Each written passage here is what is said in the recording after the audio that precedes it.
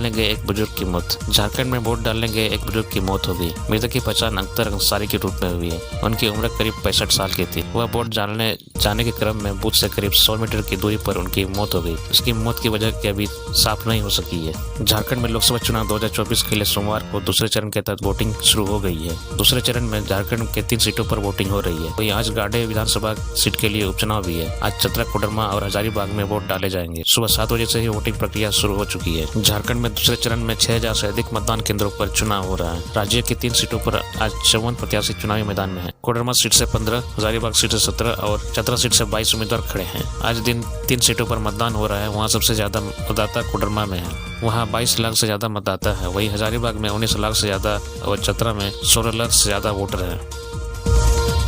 22 मई को प्रियंका गांधी रांची और गोड्डा में करेंगे चुनावी जनसभा। कांग्रेस नेता प्रियंका गांधी 22 मई को झारखंड में रांची और गोड्डा में चुनावी जनसभा को संबोधित करने वाली है। रांची में यशस्विनी सहाय के समर्थन में लोवाड़ी मैदान में चुनावी जनसभा को संबोधित करेंगी। इसके साथ ही यशस्विनी को वोट देने के लिए जनता से अपील भी करेंगी। वहीं दूसरी ओर गोड्डा में प्रियंका गांधी प्रदीप यादव के समर्थन के लिए जनसभा को भी संबोधित करेंगे। गौरतलब है कि पहले प्रियंका गांधी 21 मई को रांची आने वाले थे, लेकिन किसी कारणवश अब 22 मई को आएंगे। 22 मई को पहले प्रियंका गांधी गोड्डा में प्रदीप यादव के समर्थन में जनसभा को संबोधित करेंगे। इसके बाद वो रांची आएंगे। रांची में इंडिया गठबंधन की प्रत्याशी यशस्विनी सहाय के लिए लोवाड़ी में विशाल जनसभा को संबोधित करेंगे। जानकारी के अनुसार लोवाड़ी में दुर्गा सोरेन के चौक के नजदीक मैदान में कांग्रेस नेता सभा को संबोधित करेंगे। इस दौरान सीएम चंपई सोरेन, कांग्रेस के प्रदेश प्रभारी गुलाम अहमद, प्रदेश अध्यक्ष राजेश ठाकुर, कल्पना सोरेन और पूर्व केंद्रीय मंत्री सुबोधकांत सहाय मौजूद रहेंगे। रांची में साइबर ठग गिरफ्तार। रांची में साइबर ठगों ने नए तरीके अपनाकर लोगों से पैसे लूट रहे हैं। दरअसल एटीएम मशीन से कैश निकालने वाली जगह को अब एल्युमिनियम की शीट से चिपका दे रहे हैं। ऐसे में आपके खाते से पैसा तो कट जाएगा, लेकिन मशीन से कैश बाहर नहीं निकलेगा। इस तरह का मामला रांची के लोअर बाजार थाना क्षेत्र में पकड़ा गया है। डराटोली में एक एटीएम से ग्राहक के पैसे निकालने वाले ठग को पुलिस ने गिरफ्तार किया। आरोपी नीतीश नवादा के हिस्सा करने वाला है। आरोपी के पास 12 पीस काली टेप चिपकी एल्युमिनियम प्लेट, 2 काला टेप का रोल, कैंची, 5 बैंकों के एटीएम कार्ड के अलावा मोबाइल फोन आदि सामान से मिले हैं। वहीं फरार दूसरे आरोपी की गिरफ्तारी के लिए पुलिस छापेमारी कर रही है।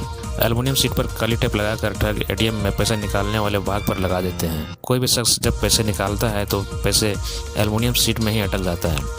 हालांकि ग्राहक के खाते से पैसे कट जाते हैं, लेकिन मशीन से बाहर नहीं आते हैं। एटीएम रूम से बाहर आने के बाद ठग सीट को हटाकर राशि निकाल लेते हैं। थाना प्रभारी दयानंद कुमार ने बताया कि कटाटोली में एटीएम पर इस तरह की शिकायत मिल रही थी। शनिवार को सूचना मिलने की एटीएम के बाहर संदिग्ध स्थिति में 2 युवक घूम रहे थे। पुलिस को आता देख दोनों भागने में सफल हुए, लेकिन जवानों ने एक आरोपी को दबोच लिया। पूछताछ के बाद परत दर परत पूरे मामले का खुलासा हुआ। झारखंड में ठंडा की चपेट में आने से 2 बच्चों की मौत। रांची समेत राज्य के विभिन्न इलाकों में रविवार को मौसम ने अचानक करवट बदली, जिससे आंधी के साथ तेज बारिश हुई।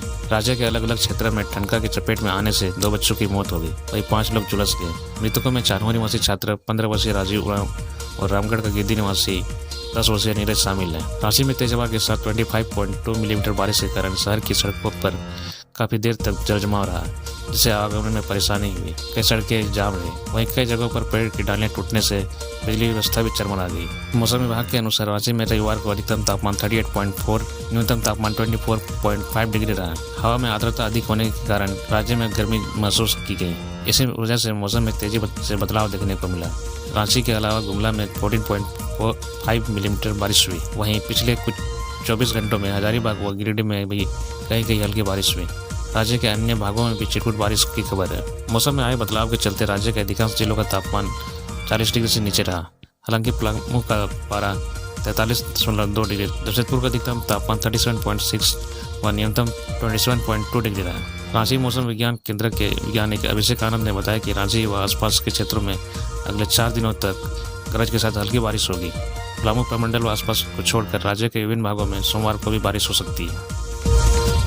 कल्पना सोरेन ने जारी वोटिंग के बीच मतदान केंद्रों का किया दौरा। झारखंड के पूर्व मुख्यमंत्री हेमंत सोरेन की पत्नी कल्पना सोरेन गांधी विधानसभा सीट पर उपचुनाव लड़ रही है। उपचुनाव के लिए सोमवार को जारी वोटिंग के बीच उन्होंने मतदान केंद्रों का दौरा किया। यह पूछे जाने पर कि मतदान के दौरान उनकी स्थिति कितनी मौजूद दिख रही है, कल्पना सोरेन ने कहा कि मेरी स्थिति बहुत मजबूत है। यह चुनाव भारतीय जनता पार्टी बनाम जनता के बीच हो रहा है। जनता जवाब देने के लिए घर से निकल रही है, इसलिए हमें आश्वस्त हो जाना चाहिए कि इंडिया गठबंधन की जितने भी नेता चुनाव लड़ रहे हैं उनकी स्थिति बेहद मजबूत है। उन्होंने कहा कि मुझे सबसे ज्यादा खुशी इस बात की है कि 10 बजे से पहले लोग लोकतंत्र के पर्व को उत्साह से मना रहे हैं। सुबह 6 बजे से लोग लाइन में खड़े हैं। बहुत से मतदाता मतदान करके अपना घर जा चुके हैं। उन्होंने कहा कि सड़क की मरम्मती का काम जल्द से जल्द होना चाहिए। सिंचाई और पेयजल की किल्लत है, उसे दूर करने की जरूरत है। कल्पना सोरेन ने कहा कि वह मुख्यमंत्री चंपा सोरेन से कहेंगे कि मेगालिफ्ट इरिगेशन प्रोजेक्ट में तेजी लाए ताकि लोगों को समस्या दूर हो। हेमंत सोरेन की गिरफ्तारी के बारे में सवाल पूछे जाने पर उन्होंने कहा कि मतदाताओं में हेमंत सोरेन की गिरफ्तारी को लेकर कितना गुस्सा है। यह बात की बात है। हेमंत जी को स्नेह और प्यार झारखंड की जनता ने दिया है जो अभूतपूर्व है।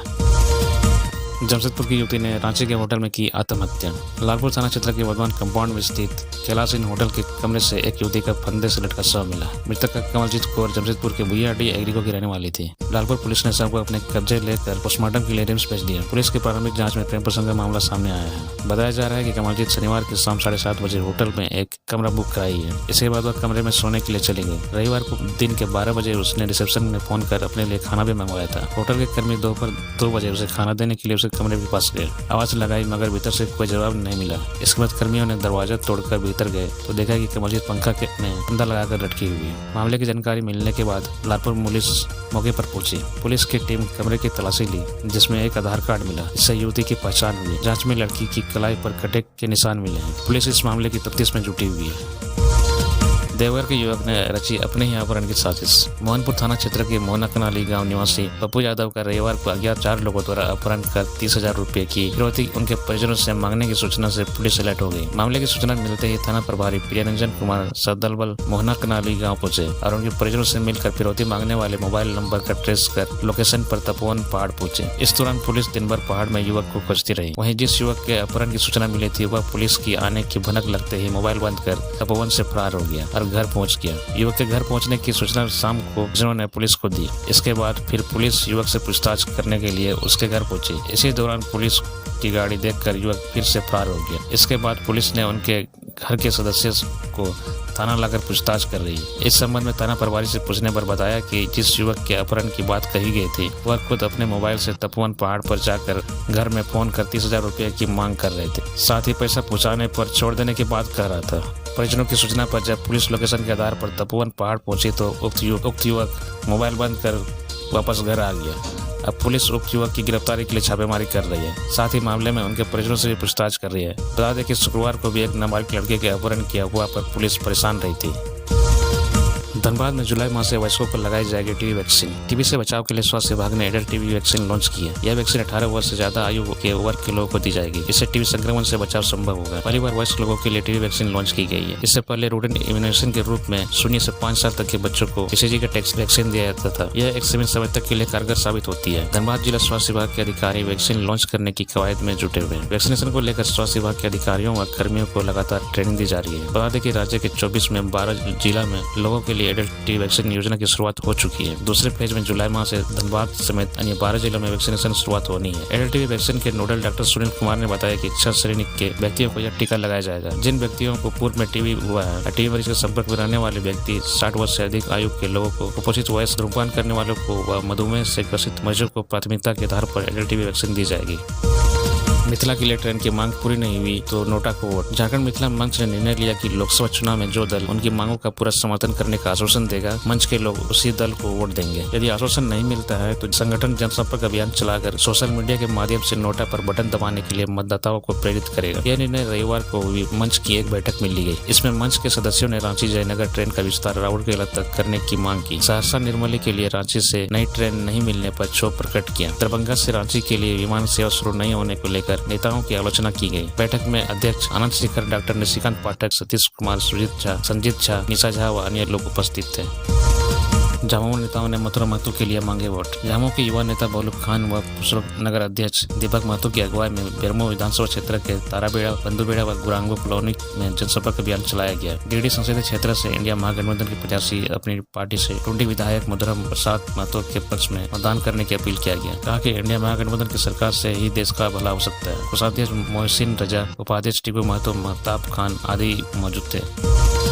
गिरिडीह में गायब नाबालिग का शव कुआं से बरामद। गिरिडीह में मुफ्ती थाना क्षेत्र के पचरुकी गांव में गायब एक नाबालिग लड़की का शव सोमवार को दोपहर को एक कुआं से बरामद कर लिया गया। मृतका पचरुकी निवासी प्रयागराय की 14 वर्षीय पुत्री ललिता कुमारी है। ललिता पिछले 4-5 दिनों से गायब थी। ललिता के परिजन उसकी तलाश कर रहे थे। इसी बीच कुआं में उसका शव मिला। इसके बाद इसकी जानकारी मुफस्सिल थाना प्रभारी श्याम किशोर महतो को मिली। सूचना पर थाना प्रभारी के निर्देश पर मोतीडी ब्रिगेड के प्रभारी संजय कुमार पुलिस बल के साथ पहुंचे और पूरे मामले की पड़ताल की। वहीं शव को कब्जे में लेकर पोस्टमार्टम के लिए सदर अस्पताल भेज दिया गया। पोस्टमार्टम के बाद शव के अंतिम संस्कार के लिए पुलिस ने परिजनों को सौंप दिया। प्रभारी संजय कुमार ने बताया कि शव का पोस्टमार्टम कराया गया है। पोस्टमार्टम रिपोर्ट आने के बाद उसकी मौत की असली वजह सामने आ सकेगी। उन्होंने बताया कि मामले की तफ्तीश की जा रही है। जमीन विवाद में 3 घायल। देवघर के देवपुर थाना क्षेत्र के नेपोडी में रविवार को जमीन विवाद को लेकर 2 पक्ष में मारपीट हो गई, जिसमें एक पक्ष के 3 लोग घायल हो गए। मामले की जानकारी मिलते ही परिजनों ने तीनों को इलाज के लिए सदर अस्पताल पहुंचाया, जहां डॉक्टर ने प्राथमिक उपचार के बाद वार्ड में भर्ती कर लिया है। मामले की जानकारी डॉक्टर ने ओपी प्रभारी को दी है। पुलिस मामले की छानबीन कर रही है।